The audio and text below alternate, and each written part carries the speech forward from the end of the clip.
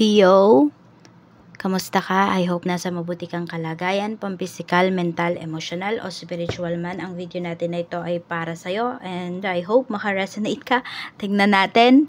Okay? At kung nais mong magpa-private reading, mag-message ka lamang dyan sa nasa comment section, nakapin po yan, yung ating Facebook page. Yan, kung gusto mong magpa-private reading, magpa-ritual, mag-avail ng ating Tiars Afero Manifesto, Tiars Bracelet, at yung ating Tiars EEA necklace.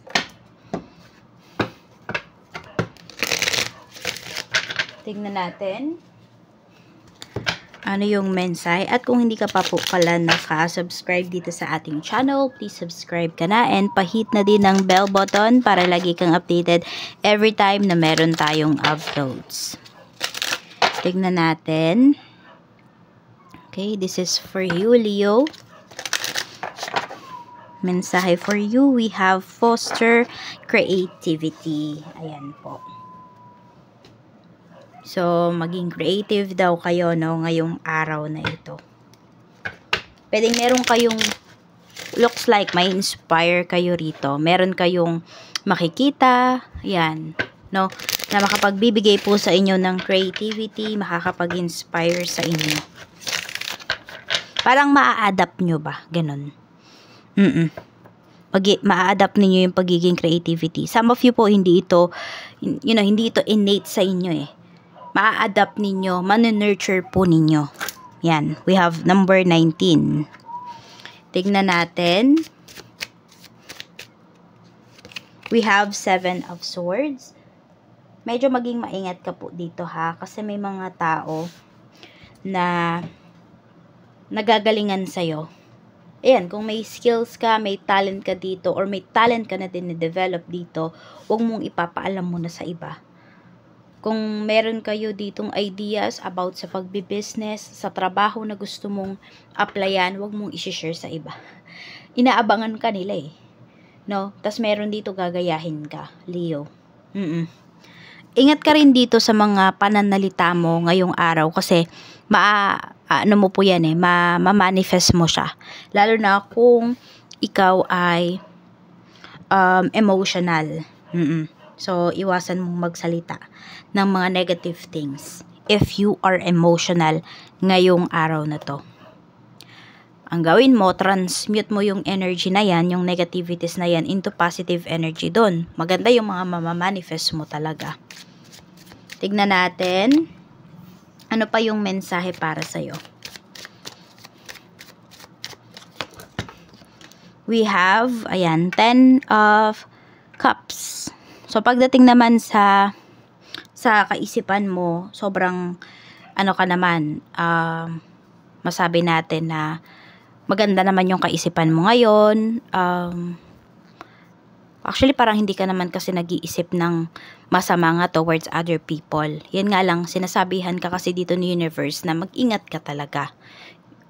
Happy ka rin naman, magiging happy ka naman ngayong araw na to sa mga ginagawa mo. Kung kasama mo yung family mo, ayun, pwedeng nagtatawanan. Magaganda yung mga pinag-uusapan po ninyo. So, pwedeng maganap na positive. We have Ace of Pentacles. So, may big offers sa'yo rito. Pwedeng ito ay kaperahan po, ano, salary increase, tip, malaking tip.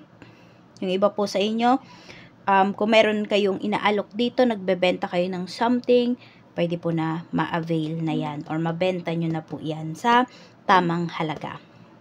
Tapos may pinapakita rin po dito na offer of love, offer of marriage. Meron din ganyan. We have 2 of Swords. Tama to, huwag kayong magpadalos-dalos. No? We have the Hermit. Meron din pala dito, malapit nang mag-retire. So, happy retirement po. Yung iba sa inyo, happy kayo dito. Pero meron din naguguluhan kung ano nang mangyayari sa inyo. So, ito diba? We have foster creativity.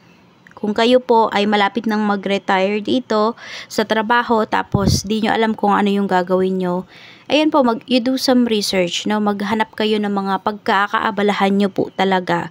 Kasi pwede nga na mas gumaling pa kayo dito. Yes. Mas ma-enhance nyo pa talaga kung ano ba yung mga gifts na meron kayo. Or yun nga, kahit nga wala, hindi ito talaga yung gifts ninyo. Hindi ito yung skills na inaral mo. Diba? Hindi ito yung skills na pinalago mo. Hinown mo, pero dito ka gagaling. And some of you, pwede nyo pa po yung pagkakitaan.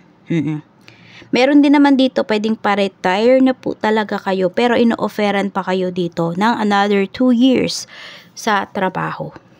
Oo, parang nililigawan pa kayo, no? Na mag-extend pa kayo dito.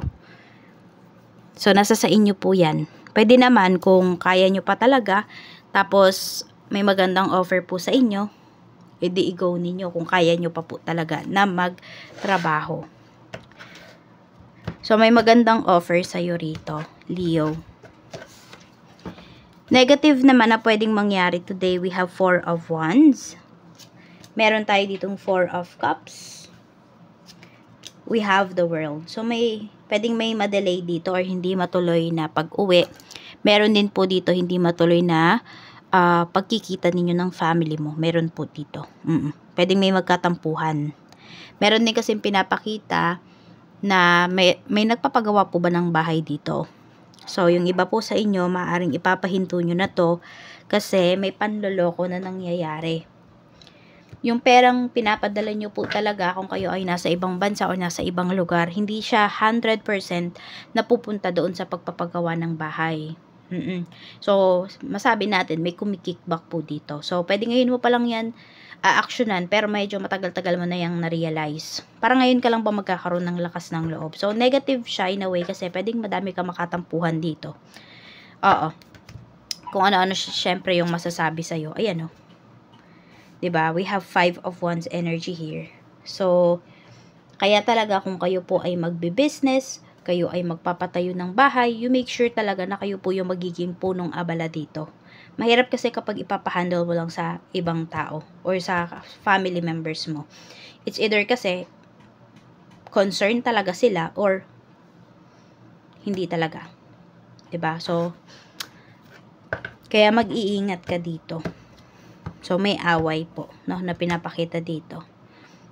Pwede nga meron pa dito, no, itatakwil kayo. So, more on ito po ay hindi naman sa family na binuo mo. More on ito sa family na pinanggalingan mo.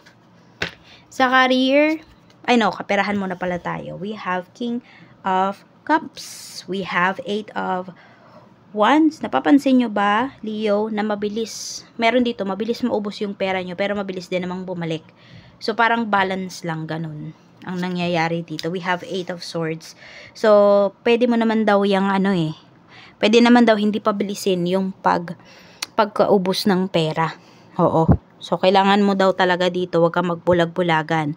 Tanggalin mo na talaga yung mga bagay na hindi mo naman kailangan o yung mga bayarin na kaya mo naman kahit, 'di ba, kahit wala. Tignan natin. Okay, so yun, tanggalin mo yung mga hindi, kaya mo namang mabuhay na wala ka.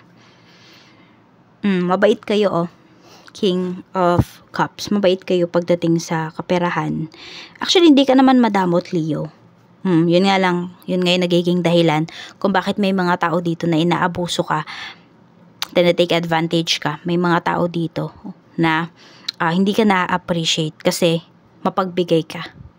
Yes, akala mo 'di ba pag mapagbigay ka na-appreciate ka, pero kadalasan hindi.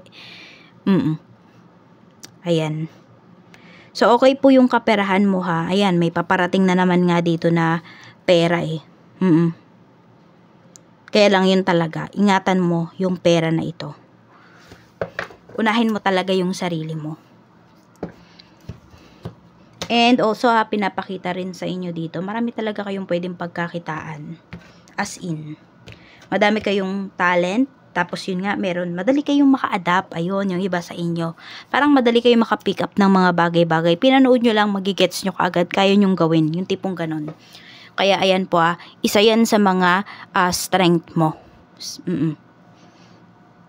Advantage mo yan. Sa career, we have 4 of Swords. We have, ayun na, may offer talaga sa'yo rito. Kino-confirm ito. So, pwedeng may offer pa sa'yo rito pagdating sa trabaho. Ayaw ka pang pakawalan. May offer, ino-offeran or o-offeran ka talaga rito pagdating sa work. Ayan. So, marami naman po kasi sa inyo. Okay naman kayo sa trabaho. Magaan naman yung feelings mo pagdating sa work. May peace of mind ka. Kaya, pwedeng mapapapayag talaga kayo dito pagdating sa work. Pwedeng tanggapin mo to. Sabi ko nga lang, kung happy naman kayo dun sa salary, at kung dadagdagan pa yung salary, edi mas maganda. Tignan natin.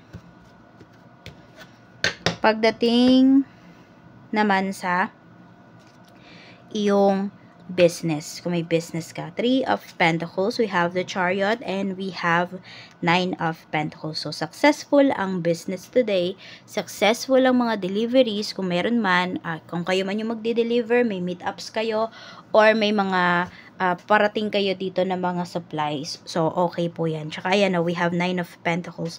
Madadali din kausap yung mga clients mo ngayon. Talagang, alam mo yung ambibilis silang magbayad. Sobrang laki po ng tiwala nila sa inyo. Kaya, Leo, huwag mong sisirain yung tiwala nila. Ayan po, we have 9 of Pentacles. May mga nakikita rin ako dito, mga advance nagbabayad. Pwedeng sabihin natin next month or next week or next month pa yung kanilang products na kukuhanin, pero nagbabayad na. Sa health mo naman, kamusta? We have 3 of Swords. So, iwas kayo sa mga mamantikang pagkain, ganyan. Ingatan nyo yung heart ninyo. So, meron din dito broken-hearted.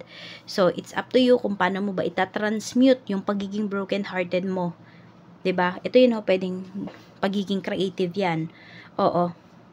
Pwedeng dun mo i-transmute, no?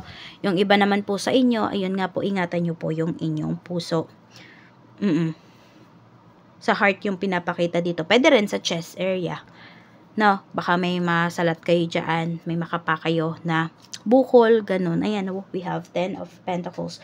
So, kung ito po ay lahi ninyo sa puso yung sakit, o kaya naman sa chest, sa breast, yun po. Maging maingat po kayo. At kung may makapanga kayo ngayong araw na to, na bukol or what, pa-check nyo po kaagad. Huwag kayong matatakot. Kasi pwedeng gamot lang, Ayan, baka need nyo nang mag-maintenance yung iba sa inyo dito, Leo. So, tingnan naman natin, spirit message para sa'yo today. Spirit message po natin for Leo. Meron tayo ditong, you and your loved ones are protected. Ayan po. So, may mga tao din. No? Meron ding mga family members dito sa life mo talaga na inaalis na. Kasi hindi na siya nakakabuti dun sa binuo mong pamilya. So, yes, need na meron kang ikat dito. Kahit masakit sa puso mo. Yes, kasi ito yung, sabi ko nga sa inyo, ito yung family na pinanggalingan nyo. Mga relatives mo to, Leo. Pero kasi nakaka-affect na ito sa family mo na binuo. Sa mga anak mo, yan, baka kasi mamaya may mga nagpaparinig dito sa social media. Tapos, tinatag ka pa, so nababasa ng mga anak mo, yung tipong ganun. So, for your peace of mind, for the sake of your kids, your family, cut mo na. Kung sino man yung mga tao na yan. Yan lang po, maraming salamat. Ingat ka always, more blessings to come.